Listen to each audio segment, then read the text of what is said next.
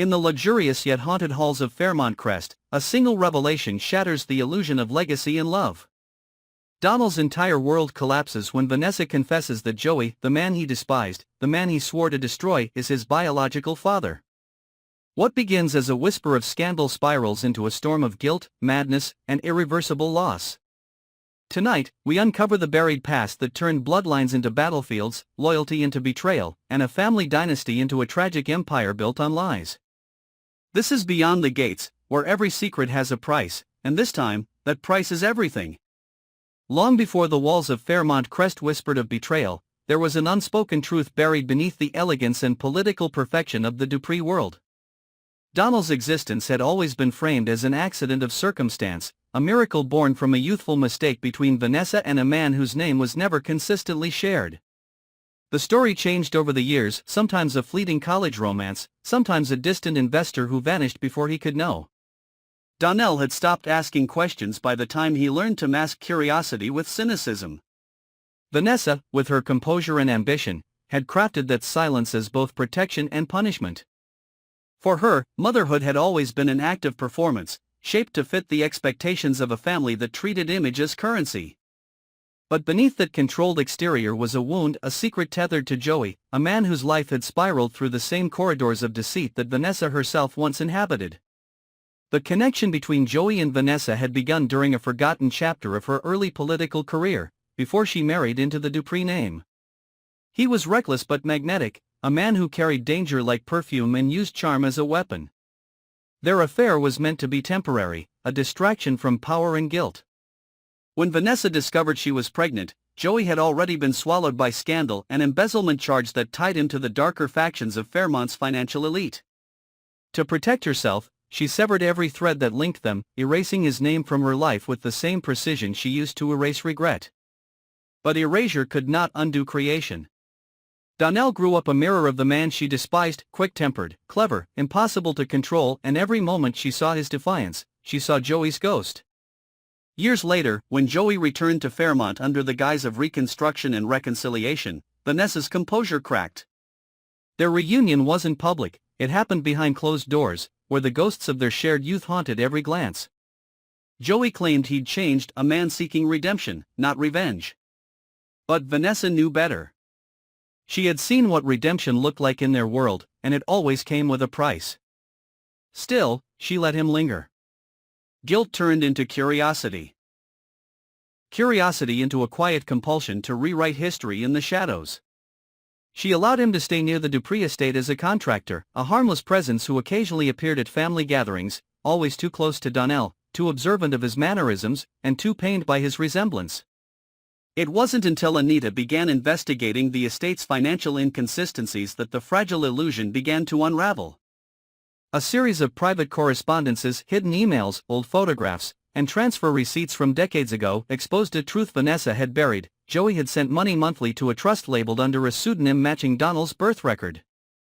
It was the trail of a man who had never stopped watching from the edges, even when forbidden to exist. Anita confronted Vanessa in quiet rage, not for the lie itself, but for the danger it carried. Joey's reappearance wasn't coincidence, it was leverage. If the truth surfaced, the family's political empire would fracture under moral hypocrisy.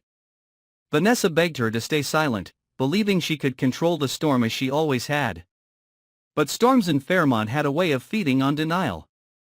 By the time the first rumor reached Donnell, it was already poisoned.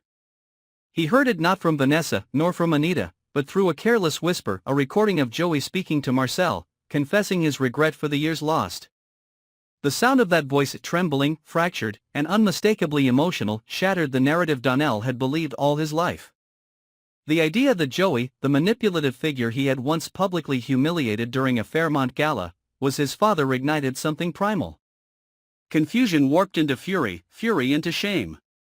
Every memory of Vanessa became a lie retroactively applied. Every argument they had ever shared now carried the hidden subtext of betrayal. Donnell's descent began quietly. He stopped attending public meetings, ignored Andre's calls, and withdrew from his community projects. The Dupree name, once his armor, became a symbol of corruption that suffocated him. At night, he walked the edges of the estate like a ghost, replaying moments he couldn't rewrite. The time Vanessa said he was nothing like the man she hated, the way Joey's eyes seemed to soften every time they accidentally met, the strange pull he had always felt toward the man he thought was merely another manipulator. The past, once buried under power and ambition, was clawing its way up. And with every secret unearthed, Donnell's identity crumbled further into doubt. But what Vanessa didn't know was that Joey, too, was spiraling. The guilt of silence had metastasized into obsession. He had tried to protect Donnell from his world, only to realize he'd condemned him to grow under the influence of lies. When he heard Vanessa was planning to tell Donnell herself, not out of love, but to preempt a political scandal, something in him broke. He disappeared from Fairmont for 3 days, leaving behind a note that hinted at both confession and destruction. By the time he returned, the damage was irreversible. The truth had leaked, and Vanessa was left facing not only her son's wrath but the implosion of everything she'd built to disguise her past. What followed was silence, the kind that settles like ash after a building burns. Donnell didn't speak to her for days, but his absence was louder than any confrontation. Vanessa, accustomed to controlling every narrative, now faced the one she could not rewrite, the story of her son born from betrayal and a man she once wished dead. The Dupree household, once the image of unity, began to fracture. The staff whispered. The press caught wind of an internal family crisis. But beneath the surface, something far darker was beginning, a collapse not of reputation, but of soul. The days that followed were soaked in silence, the kind that devoured every ounce of air left in the Dupree estate. Donnell stopped answering messages. The vibrant energy that once defined him, his eloquence, his defiance, his humor, vanished beneath an expression that mirrored vacancy. To those who didn't know, it looked like exhaustion. To those who did, it was something closer to disintegration. Vanessa watched him from a distance, her presence now a haunting shadow that drifted across the marble floors like guilt embodied. She tried to reach him through old rituals, setting breakfast trays outside his door, sending reminders about the charity events he once championed, but none of it reached the hollow within him. What she didn't yet understand was that Donnell was not merely grieving a lie, he was grieving an identity that had never truly belonged to him.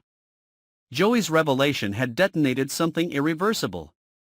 Donnell's reflection in the mirror no longer matched the man he believed himself to be. Every instinct he had, his rebellion, his sharp intuition, his restless drive, no longer felt like personal traits, but inherited echoes from a man he once despised. He began tracing back through every interaction he had ever had with Joey, searching for the invisible line between coincidence and blood. The realization that their tempers flared the same way, that their words cut with the same precision, became unbearable. The son he thought he was, the creation of Vanessa's sacrifice and moral control, was gone. In his place stood something fractured, a hybrid of two people who had built their lives on deception.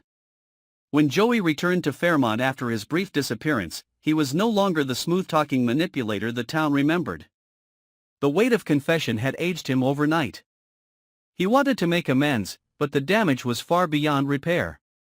His attempt to visit Donnell ended at the locked gates of the estate, where security refused him entry. Vanessa had made sure of that. She told herself it was to protect her son, but deep down, she knew it was about control, the last thing she could cling to as her world unraveled. Joey stood at those gates for hours before leaving behind a sealed envelope addressed to Donnell. Inside was a photograph of Vanessa from decades ago, holding an infant wrapped in a faded blue blanket, and a handwritten note confessing that he had been there that night. Standing just outside the hospital room, watching through the glass as security escorted him away. It was his way of saying he had always been there, unseen but bound by love. Donnell never opened the letter. It remained on his desk, untouched, a symbol of the choice he couldn't make, to forgive, to destroy, or to vanish. Instead, he buried himself in work he could control. He took over several family contracts, attending meetings in silence, and isolating himself from everyone except Andre, who had become his reluctant anchor. But even Andre's loyalty couldn't bridge the chasm growing between them. The whispers around town intensified. Rumors spread that Donnell was spiraling, that he had started drinking alone at the Fairmont Club, showing up at midnight and sitting in the same corner booth Joey once favored. Patrons saw him there, staring into an untouched glass, replaying the same fragmented memories until reality blurred. Vanessa, meanwhile, fought her own unraveling. Her image was collapsing in slow motion. The press began to dig into her past, resurrecting old photographs, questioning timelines, and suggesting that her entire political ascent had been built on a manufactured narrative. Every speech she had given about family integrity became ammunition for hypocrisy. Anita, unable to bear the weight of the lie, distanced herself from Vanessa's defense strategy, claiming she could not protect someone who refused to confess. Left alone, Vanessa turned her attention to the one thing she could still control: denial. She crafted a public statement framing the story as fabricated gossip, calling Joey a delusional opportunist. But Fairmont's elite were not so easily deceived. The court of public opinion had already shifted, and her empire was bleeding credibility faster than she could patch it. The turning point came on a storm-heavy night when Donnell vanished. His car was found abandoned near the cliffs beyond the old Dupree vineyard, doors unlocked, engine still running. The police treated it as a mental health emergency, not a crime. Vanessa refused to believe he was gone, insisting he had simply needed space. But deep down, she knew the truth. Donnell had reached the edge, not of geography, but of identity. When Joey heard the news, something inside him broke permanently. He returned to the cliffs 2 nights later, retracing Donnell's last known steps, and left behind another letter, this time addressed to Vanessa. It contained no apology, no justification, only a single line. "You built your kingdom on silence, and now silence will take everything from you." The next morning, Joey was found unconscious near the waterline, half alive, the victim of his own guilt. 4 weeks afterward, Vanessa lived as a ghost within her mansion. Reporters camped at her gates. Political allies withdrew their endorsements. Family friends stopped calling. Every hallway echoed with memory: Donnell's laughter as a child, Joey's voice from the shadows, her own promises of protection now mocking her. When the investigators finally confirmed Donnell's fate, an accidental fall off the cliffs during the storm, the announcement shattered the final piece of her sanity. She didn't cry publicly. She stood before the cameras, composed and regal, and thanked the authorities for their commitment to closure. But behind closed doors, she collapsed into a silence so profound that even the staff avoided entering her wing of the house. Andre found her days later sitting in Donnell's room, holding the unopened letter. She had aged years and days, her eyes hollow, her presence stripped of authority. In that moment, she wasn't the powerful Vanessa Dupree, she was a mother staring into the wreckage of every lie she had ever told. The tragedy wasn't that the truth had been revealed, it was that she had believed concealment could ever protect what it was meant to save. Fairmont's society moved on, as it always did, turning scandal into spectacle and grief into gossip. Joey survived his attempt but refused to return. He disappeared from Fairmont altogether, leaving only the faint rumor that he had gone south, chasing redemption that would never come. In the months that followed, Fairmont Crest transformed from a symbol of prestige into a monument of decay. The Dupree estate, once alive with light and music, became a mausoleum of secrets. Vanessa sold off her holdings, withdrew from politics, and retreated behind iron gates that now felt more like a prison than protection. The world outside forgot her name in time, but inside those walls, she lived with the unrelenting echo of her son's absence, a reminder that in Fairmont, the truth never stays buried, it only waits for the right moment to destroy. And so the story of Donnell, Joey, and Vanessa closed not with reconciliation, but with ruin, a cautionary tale of how love, when corrupted by secrecy and pride, can transform into the very force that consumes everything it once sought to protect. Long after the cameras stopped circling Fairmont Crest and the whispers of the Dupree downfall faded from the social columns, the silence that followed was not peace, it was punishment. The estate, once the living symbol of power and influence, became a relic of everything ambition had devoured. The gardens were left to wilt, the fountains dry, and the air thick with the memory of what could never be undone. Vanessa lived there still, not as the matriarch of a dynasty, but as the last remnant of a secret that had swallowed its keepers whole. The world outside moved forward, new scandals replacing the old, new families rising to claim the throne of Fairmont's social order. But within those locked gates, time no longer obeyed the rules of progress. It existed in loops, replaying every decision that led her here, every word unspoken, every truth delayed until it turned fatal. The world had decided what to make of her. To some, she was a cautionary tale, the woman who built an empire of lies only to drown in them. To others, she was a victim of her own brilliance, a woman who believed she could outwit fate and paid for her arrogance with the thing she loved most. Neither version satisfied her, because neither grasped the truth. Vanessa had not lied out of malice, she had lied out of fear. The fear that Joey's shadow would taint her son's future. The fear that the world would never accept a boy born from scandal. The fear that admitting weakness would undo everything she had fought to prove. And yet, in the end, it was fear that wrote the final chapter, a slow, cruel descent into isolation, where every corner of her home whispered Donnell's name like an unfinished sentence. For Joey, redemption was a mirage that retreated further with every mile he drove from Fairmont. He wandered through the quiet towns along the southern coast, carrying the photograph of Vanessa and the infant she once held. He had thought that leaving would free him from the guilt, but absence only sharpened the edges of regret. At night, he wrote letters to a son who would never read them, letters that blurred between apology and confession, between love and despair. He never sent them. They filled the trunk of his car, sealed but unspoken, a mirror of the silence that destroyed his family. He avoided his reflection in mirrors, in the faces of strangers, even in the ocean itself, which reminded him too much of the night the truth broke everything. His health began to fail quietly, the kind of decline that comes not from sickness, but from the exhaustion of carrying a ghost. Andre, the last tether between them all, became the unwilling custodian of what was left. He tried to restore normalcy to the Dupree name, taking over the estate's charities, speaking at community gatherings, pretending that healing was possible. But every event, every smiling photograph, was a performance staged atop grief. He would drive to the cliffs sometimes, standing at the edge where Donnell's car was found, and wonder whether blood truly determines destiny or if the curse was simply inherited through silence. The locals called that stretch of coastline the Broken Gate, a name born from tragedy but now etched into the town's memory. It was said that on stormy nights, the wind carried voices from below, echoes of a confrontation that never found resolution. In the quiet hours, Vanessa replayed the last months of her son's life with the precision of a prosecutor reviewing evidence. She saw every sign she had ignored, the distance in his eyes, the late-night walks, the way his laughter had grown strained. She wondered whether she had truly protected him from pain, or merely delayed it until it became unbearable. The Dupree family had always believed in control as salvation, in strategy as survival.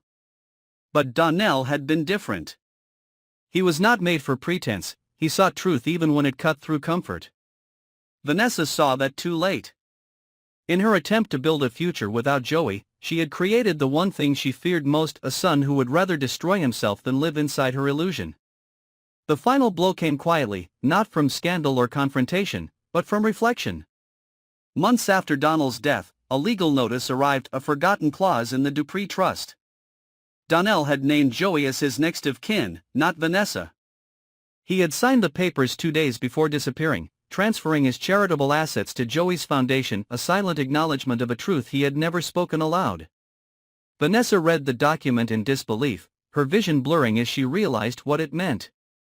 Donnell had named Joey as his next of kin, not Vanessa. He had signed the papers 2 days before disappearing, transferring his charitable assets to Joey's foundation, a silent acknowledgement of a truth he had never spoken aloud. Vanessa read the document in disbelief, her vision blurring as she realized what it meant. Donnell had known everything. Not just about Joey, but about her efforts to manipulate the story even after the truth surfaced. He had seen her for what she was, a woman so afraid of losing control that she sacrificed connection in its place. That signature, so calm and deliberate, was his final verdict. The estate's lawyers urged Vanessa to contest the document, to fight for what remained of her legacy. But she refused. Fighting meant reliving, and she had no strength left for that. Instead, she withdrew further, closing entire wing.